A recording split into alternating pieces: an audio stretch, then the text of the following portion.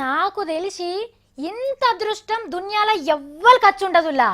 పురాణ ఇతిహాసాలల్లా మహా ఉద్దండులకే వట్టలేదు ఇంత అదృష్టం.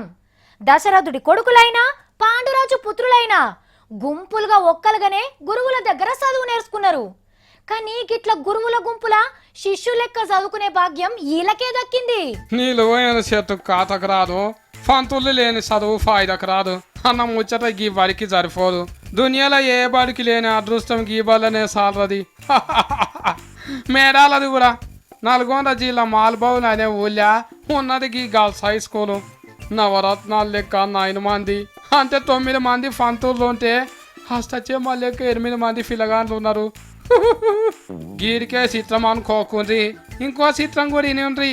9వ తరగతిలో 4, 10వ తరగతిలో 4 మనిషికో పంతులు మంచిన ఇంకొకరు మిగులుతారు.